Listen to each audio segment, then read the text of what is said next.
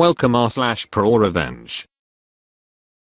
When trying to get your deposit back from your landlord is like drawing blood from a stone. Holy crap, this was much longer than I expected. After typing it out, I've tried to shorten it as much as possible, but here it goes. Back in 2018, I had a temporary internship in California at insert large tech company, so I took a recommendation from a friend about a room for rent. It would be living with 5 other people, but otherwise, it looked fantastic with spacious common areas, multiple huge TVs, full amenities, community rec center W/pool, short drive times to multiple places of interest, all for $650 a month, utilities included. I contacted the landlord, whom I will refer to as Shitty Landlord. He seemed fine on the phone, so I sent him my security deposit to move in a month later. When it came time to move in, I discover a few caveats that came with this low rent price. The common areas were all dusty, none of the 3 large TVs worked properly. If we wanted access to the rec center and pool, we'd need to pay the $80 MO membership fee, and all of the "short drives" time estimates were exaggerated, unless you were speeding at 2x the speed limit. Whatever, it's not the end of the world, especially at the relatively low price. I'll survive. But then it got worse in the coming months. Shitty Landlord decided to charge us an extra $20 a month for "paper towels and public cleaning supplies." Shitty Landlord only checked the community mailbox once a week when he was in town, and refused to trust anybody with the mailbox key. As it starts to roll into the summer, in June, Shitty Landlord decided that account costs too much, and we were using too much, so he removed the thermostat from the wall. Okay. One day some of us tenants confronted him when he was at the house, since Shitty Landlord also slept at the house about one day/week, and I'll never forget his words as he rushed out of the house. "It's legal for me to do it, and I don't care, since I don't have to live here." Well sir, I'm tilted as fuck at this guy's obvious money grab from 6 tenants. Well, it turns out he's right. He legally doesn't need to provide air conditioning. So, the next day I purchase a high BTU freestanding portable air conditioner that exhausts out the window. Holy shit, this thing was luxury. Of course I pump my room to 65°F, the lowest setting.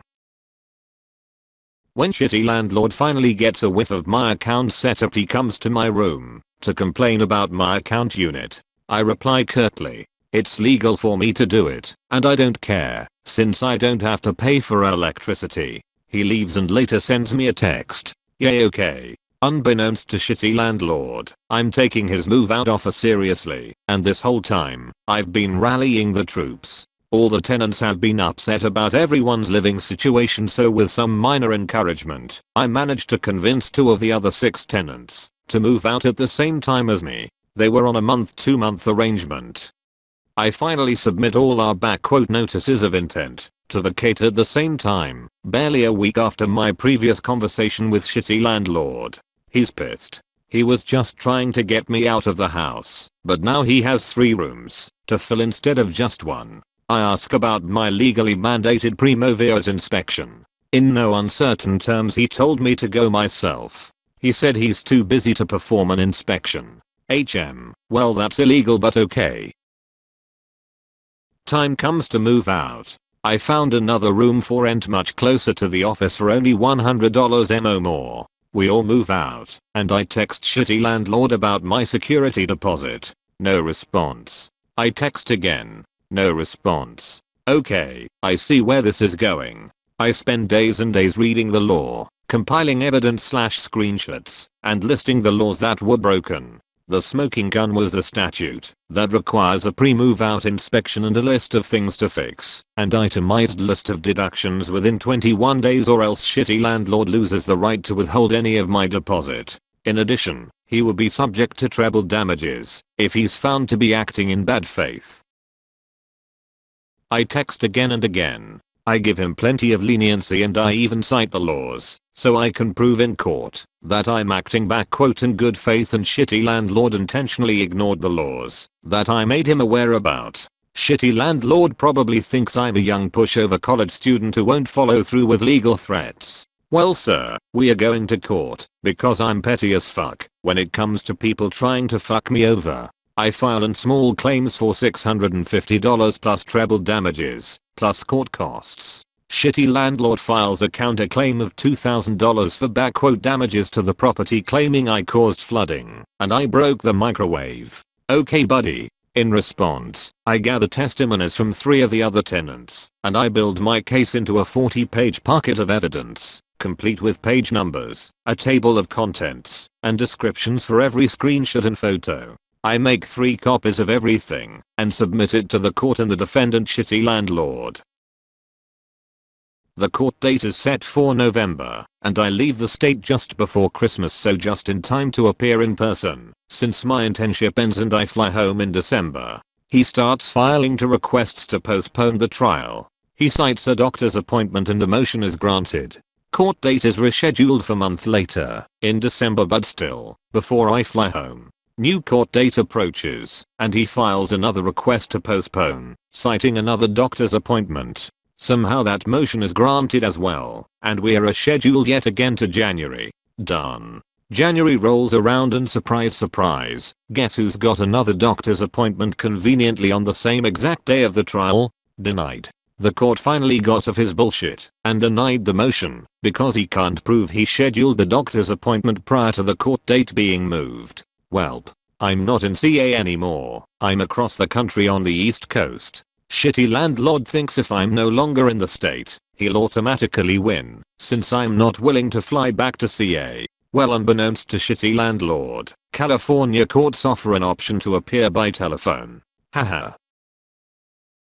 Court day comes, and I get the call. I'm sworn in, and then connected to the court. I'm given time to present my case. Unfortunately, I didn't prepare a script, so I kinda summarize the events and explain why I deserve money. Then shitty landlord gets time to defend himself and explain his counterclaim. He doesn't prepare anything either, and he ends up rambling about random shit that doesn't help his case at all. For example, he spends a lot of time explaining how another one of the tenants was shitty, and so his behavior was justified. He doesn't even have a sliver of evidence for his counterclaim when the judge asks for it. The judge asks a few more questions and announces that he'll review the evidence and we'll get the decision in the mail. A couple weeks later, I get the judgment saying I'm owed $650. Shitty landlord gets nothing. Well damn, no treble damages for me. However, it's just my luck the shitty landlord is a piece of shit that won't accept defeat. He files an appeal for who knows what. It's granted. Redo trial is scheduled for May. This time I'm 10x more prepared. Once again, I'm sworn in, and then they connect me to the courtroom speaker. This time I have a hashed out script that I read, making sure to emphasize how often I informed shitty landlord of the law, how often shitty landlord knowingly broke the law, and how I offered so much leniency and so many opportunities to do the right thing. Once again, shitty landlord doesn't prepare anything, but instead rambles on so much that even the judge tells him to get back on track multiple times. Shitty landlord claims I caused water damage and had to replace all the carpets. The judge asks for an invoice or receipt. He has none. Shitty landlord claims I broke the microwave, so the judge reads him the 3 witness statements that all state I didn't break the microwave. Shitty landlord says they are all lying. He still has no evidence whatsoever. At this point, the judge clearly sounds done with his shit and says we'll get his decision in the mail and the call ends. A couple weeks later, I get the judgment. I'm owed $1,800 and shitty landlord still gets nothing. Well damn, would you look at that. His appeal did not quite work out for him. He goes from owing $650 to owing me $1,800. Being the shithead that he is, he files for a mistrial, claiming I was not sworn in and that I lied in my testimony. Denied. Outside of court, shitty landlord offers a payment plan of $20 a month which will take 7.5 years to pay back, or otherwise he refuses to pay up. Okay, I see how collecting my money is going to be. I figure out he banks at BOA by looking up the checks I gave him for rent and seeing where they got cashed. I file for a writ of execution that will allow me to perform a bank levy. It's granted, so I prepare a packet for the Los Angeles County Sheriff's Department to go to Boa and take his money. LACSD serves him with papers and orders Boa to freeze his account. After his allotted time, 30D, to contest the seizure, LACSD seizes his money, plus 10% API interest, plus sheriff fees. I finally get the glorious check in the mail, 20 months after moving out. I'll probably frame it. Edit. For everyone telling me to cash the check, I already deposited the money into my bank account via mobile check depositing. Edit 2. Small claims cases are cheap to file. You'll pay about $50 in most states, and it'll rarely be as high as $100. Plus, the loser has to pay you back when you win. Edit 3. Tips for situations like this. Find small claims guides. There's a plethora of helpful information out there, because everybody wants you to win. Even the court wants you to win. At least in CA, they offer a free in-person small claims advisory clinic where employees advise you and walk you through the whole process. Make sure you know the process and what to expect. Document everything. Have conversations through text or email, if possible for easy screenshots. Photograph everything, even if you don't think it's important, because the landlord might just claim you damaged it. Do your research on the law. Know what is legal and illegal, and know the penalties for violations. Compile evidence against your landlord, and cite the laws that they are breaking.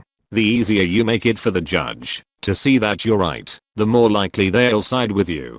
Get supporting witness statements. It changes the case from he said/she said where the landlord is calling you a liar to a 4v1 where the landlord has to call everybody a liar. Just don't commit hearsay lol. Have them appear in person or have them sign and submit a declaration. Follow procedures to the T. Last thing you want is for your evidence to be thrown out because you didn't send a copy to the defendant at least 10 days before the court date. Come to court prepared and remember the 7 P's. Proper planning and preparation prevent piss poor performance. Judges like people who are on top of their shit. If you come to court unprepared, thinking that you can just talk your way to a win, it will be dead obvious.